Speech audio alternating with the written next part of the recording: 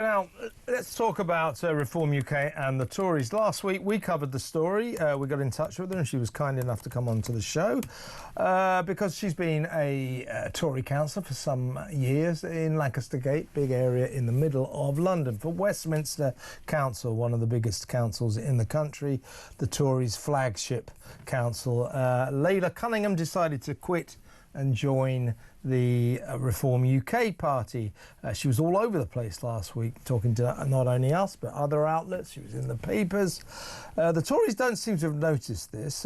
They wrote to her, subsequent to her very public quitting, saying that they were suspending her membership and that she was under investigation and she better be a bit quiet during this period. So as well as being useless, Laila says the Tories are dysfunctional, and she sees this kind of level of bureaucratic incompetence, because that's what it is. It's pathetic, really, isn't it? As a sign of the Tories' death spiral. Let's talk to Laila Cunningham. Welcome to the show. Welcome back to the show, Laila. Hi, Kevin. Thanks for having me. Pleasure. Good to have you back on. But this is hilarious. You tweeted this. Private and confidential. Dear Councillor Laila Cunningham, this email is to inform you that your membership of the Conservative Party has been suspended pending an investigation into your defection to Reform UK. Well, you'd already left. I resigned by nature of defecting. Yeah. Somehow that passed them, and it just shows that they're always late to the party. They create a problem and they try and solve it, but they're way too late. And it's the same with Kemi saying, we got it all wrong the past 14 years, but we're going to fix it. It's just going to take us a few years to figure out how. They go on to say in this letter to you, you are reminded that suspension from the membership means that you may not participate in any party events or meetings, including the party conference. I mean, Arrogant. It's ridiculous, isn't it? I mean, the arrogance, I mean, they didn't realise that the horse has very much bolted. And it's funny, at the end they say, I'll be invited to partake in the investigation. Ooh. Yeah. But instead of asking why I left and why we lost in Westminster and why we lost at the General, they just go after, gagging people who dissent. Well, so you quit. You've already quit. They should have known. This letter. And I sent the appropriate letters to inform my chief whip, my group leader, that I quit. Of course you did. Of course you did. This letter that the Tories sent you after the event goes on to say, you are asked not to make any public comment or announcement. How's that going? This includes posting anything on social media, including this. I know. You're reminded this email is marked private and confidential, meaning it should not be shared or published. Well, screw you. If you can't keep up with events, Tory Party Central, you're going to reap what you sow. And yes. I mean, they should have noted that you'd left. And perhaps acted accordingly. Instead, they embarrass themselves with this bureaucratic bungling. This is humiliating, isn't it? Well, and they also forgot I'm a lawyer, so I know that when you write private and confidential, it's not legally binding at all. And what's funny, you missed in the letter, it says, keep this private and confidential for your protection. It's almost, it's taking people for a fool. It's for the party's protection, not for mine. But that's the problem with the Conservative Party. They've made bureaucracy a sort of religion that we all have to rely on, and you can't. You've seen it in their government, and you've seen it. It's crippling our country now. So what's it been like, Laila, since you went public with your resigning from the Tory Party? You spoke to me. You've been on several other outlets. What's it been like? It's been the best week ever. The support I've had from residents, especially, residents who are ardent Tories, saying, we completely get it. It's the right decision. From big business leaders in my ward, in Westminster, emailing me saying, thank God you did it. And I had a residents meeting in one of my local estates yesterday, because that's one of the reasons why I quit, because the Conservatives delayed major works to their estate for 10 years. So I don't know if you know this. So they were meant to pay 30,000 10 years ago for their major works. This is a council estate. They're paying 100,000 now for major work service charge, and they're going to have to sell their flats. And I'm helping them with that. And I couldn't consciously do that. But one resident said, Laila, you've become the most interesting politician to me. And I said, why? And she said, well, you've risked your seat for your conviction. And she said there isn't really anyone talking about that because politics has become so tribal. And that's the problem, Kevin. Both parties have stopped hustling for the vote. Yeah. There's an entitlement to it. And you see it in that letter. That's an entitled letter, an arrogant entitlement.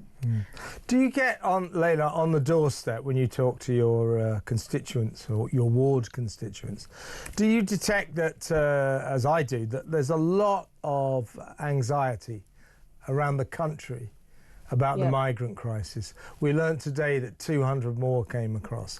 We know we've got a Prime Minister and a Home Secretary who haven't got the faintest idea what to do about this. It's no good talking about smashing the gangs when you don't smash any gangs, and the migrants just keep on coming in their thousands. So we've got a government with no plan.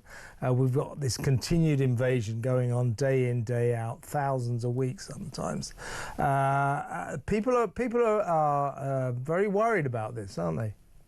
You say thousands, I say millions. I mean, in 2020, since 2022, we've had 2.5 million people. The size more in nine, I think it was nine. I can't remember the number in 2023, but the size of West Yorkshire so far has come since 2022, and that puts a burden on the NHS, on housing, on our infrastructure, on everything. And it's a public purse. It's us that pay for it. Yeah.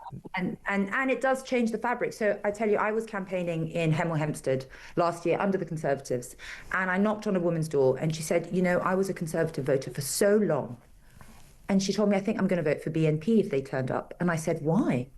And she said, my whole area has changed. My whole area is full of asylum seekers. They've created an ad hoc mosque down the road. There's traffic is at a standstill on a Friday when they come and pray. She says, I don't recognize my area anymore. And you're seeing this up and down the country, and it's not right, and it's not fair, and it creates division, and it creates anger, and it creates resentment. I think I asked you this last week, and I think this is a very important element of exactly what you're saying there. Of course, it creates great anxiety, people seeing the nature of this country culturally changing in vast swathes of the land, particularly up in the north. Some of these towns and cities, they're just not recognisable anymore. Yeah. But I think the really worrying element of this is I'm loath to say the increasing number of sex crimes being committed, but there are signs that sex crimes are going to become central to this issue. Now, we had a couple of weeks ago the two migrant kids, Romanian kids, 14 years old, charged with the oral rape of a local girl in Ballymena. We saw what happened there. 5 days, 5 nights of solid rioting, very violent rioting, an angry community rising up in fury. We've got a case that emerged last week of an Afghani migrant who arrived here in 2023, was billeted. He came across on an illegal boat, a small boat, was billeted in Scotland, and literally within hours pretty much raped a 15-year-old local girl, explaining that no one had told him about the cultural differences between Afghanistan and Britain. So that's why he raped a woman, because over in Afghanistan apparently they're a little more relaxed about raping women. They feel better about it. So he said that. We had a camel herder from Qatar last week. It was emerged he raped a fellow patient in a Chelsea hospital. He was flown over here for heart surgery. He raped a woman there and said, well, the thing is, where I'm from, I have so little contact with women, I've never really even spoken to one. You see what I mean? And we also know now that the chief executive of Portsmouth Council is under investigation for allegedly telling councillors and council employees not to tell anyone that the man charged with a local rape was a migrant, was an asylum seeker staying at the local asylum seeker hotel, which is called the Royal Beach Hotel in Southsea. He told her, don't tell anyone it's an asylum seeker. We know of similar cases going on in Manchester and London. This kind of cover-up of offences committed by asylum seekers, because the authorities are terrified that if we, the people, start finding out that rapes are happening, sexual assaults or any kind of crime committed by these people that we let in, if we start finding out, there's going to be hell to pay, and the authorities are worried about it. But their approach to this increasing crime wave committed by asylum seekers is just to try to keep it a secret. That's not going to work, is it? But oppression of freedom of speech seems to be Starmer's modus operandi. I don't know. He sent a signal out to senior civil servants last week to not speak to the press without permission. And that included government bodies at arm's length, such as Ofcom and Ofsted. And, you know, I was under at my interview, and the government's trying to suppress it. They're trying to suppress the facts, and it's not right. And I know from being a prosecutor in London, a large majority of the criminals in my court were illegal asylum seekers. And you know, they get full legal aid as public defence. They get full legal aid, and you know, the information that's being put out is, you know, a local man was charged with this rape. What they don't mention is that the local man's an asylum seeker who doesn't speak any English. That's what's going on, and the authorities are trying to cover this up. And I'll tell you what, Laila, that is a recipe for a volcanic disaster. It really is. When It's already happening. The disaster's happening. You're seeing, you know, cultures are very different.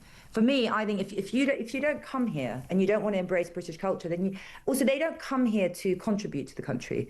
They come here for the sole purpose of taking from them. If you come here and you want to work and you want to contribute, then we'll consider it. But when you come here for the sole purpose of taking from the country and then committing crime in our country and then talking badly about our country, what are you doing here and why are we paying for them? You said he's staying at the Royal Beach Hotel. Who's paying for that? We are. Listen, Laila, it's really good to talk to you, and I hope that as the Tory party investigates you, it's not too traumatic for you. I mean, if they find out you've joined Reform UK, there could be hell to pay. I know, it's going to be hard to uncover. Yeah.